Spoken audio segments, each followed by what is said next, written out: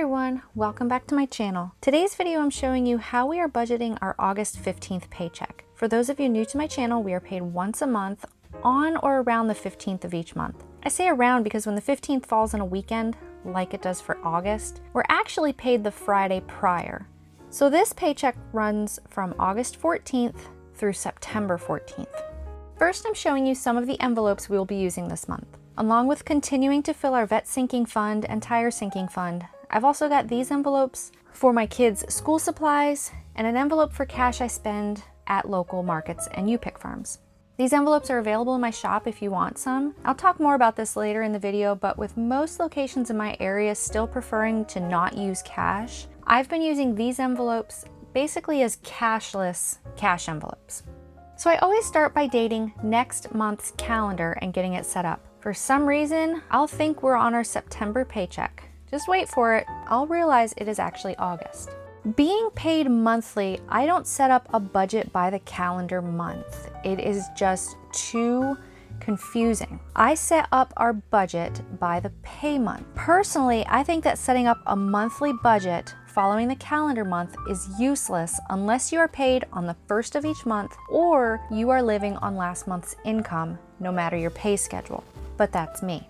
I've talked about this before, and I'll leave a link below to a blog post I did where I go in some more depth about it. But I prefer to use our paychecks as our calendar because I can see what's coming up between this current paycheck and the next, and I can allot our money based on the priorities for that pay period. And these priorities change with each paycheck. This was especially true when we were paid weekly, and now that we're paid monthly, some of the priorities are the same month to month, but there are some smaller changes based on what's going on throughout that pay month.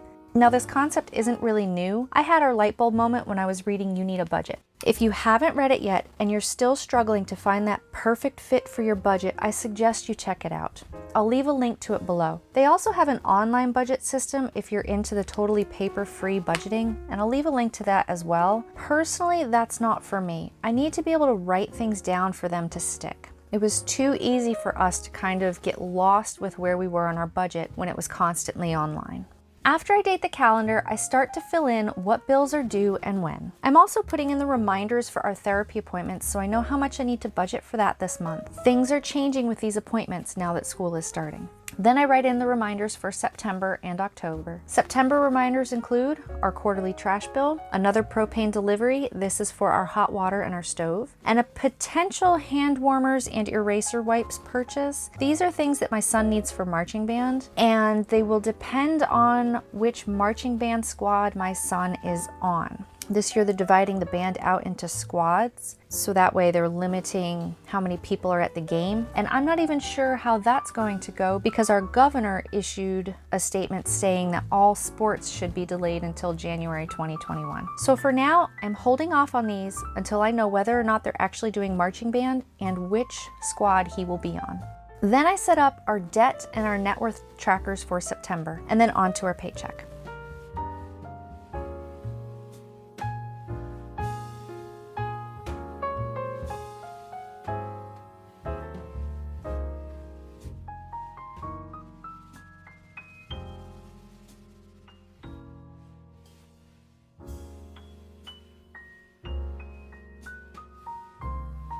Under budgeted income, I'm estimating $5,800 as our income for this month. This is Hubs' salary, and I always budget on the low end for our income and on the high end for our expenses.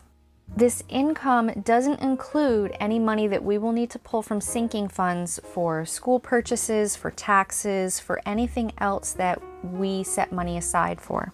This paycheck, we're also changing up our sinking funds. Some of the sinking funds we set up at the beginning of 2020 have already been fulfilled, and we have other savings goals we would like to meet throughout the rest of the year. So for this month, we've got our non-monthly sinking fund. This is any bills that are not paid consistently month to month. And I set aside $267. Gifting and donations is $260. medical is $125, company truck is $91, school is $86, tires are $230, and dental is $29. I increased our dental by $8 this month. The 5 of us went to the dentist over the course of 2 days to the tune of a $924 bill. Now, we were reimbursed $753 by our insurance, leaving us $171 out of pocket. So paying $171 twice a year doesn't end up being $21 a month. It's actually $29 a month, roughly.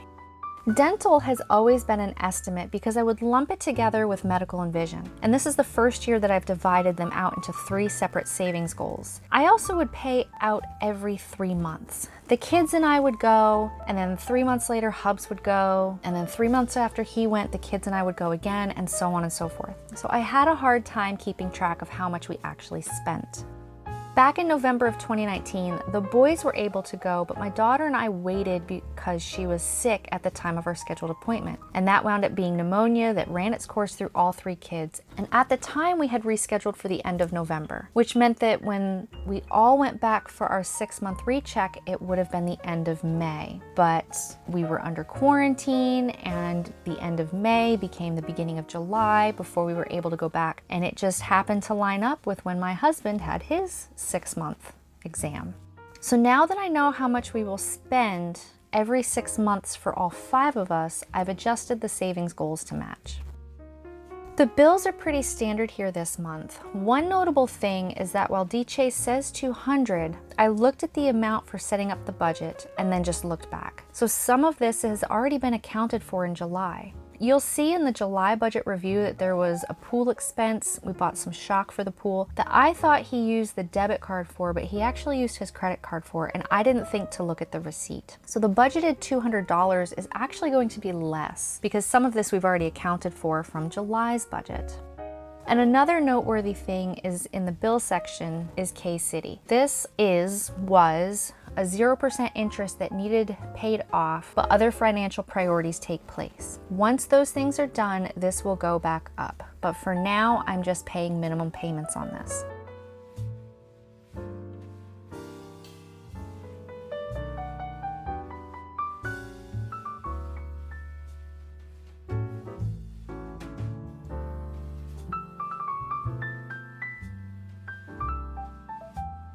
So income, I'm estimating at $5,800. Savings, sinking funds, we're putting aside $1,088.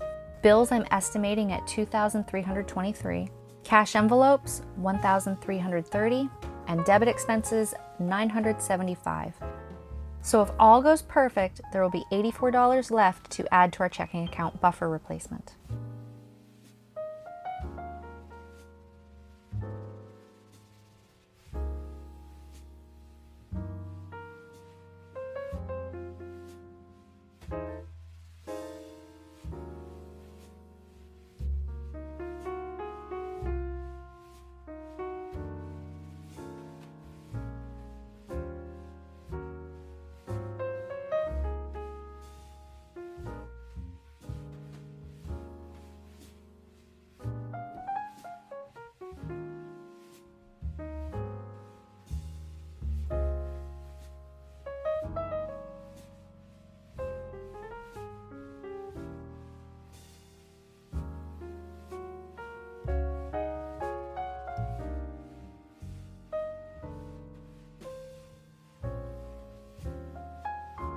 Now for cash envelopes. There are stores in our area that aren't accepting cash, including if you are paying with exact change.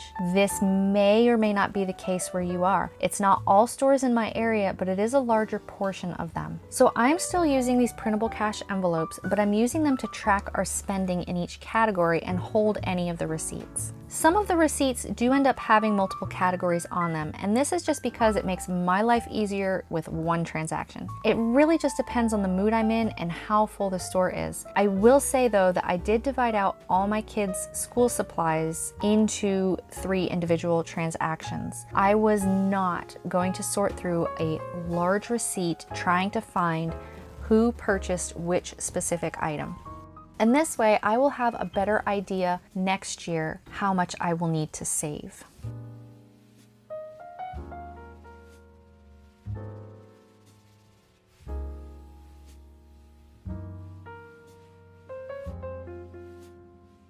And so that wraps it up for this video. How are you doing your spending lately? Are there still locations accepting cash in your area? Do you need to use exact change? Let me know in the comments below. And don't forget to subscribe to see my July paycheck budget review, as well as how we do with our August paycheck. Until next time, bye.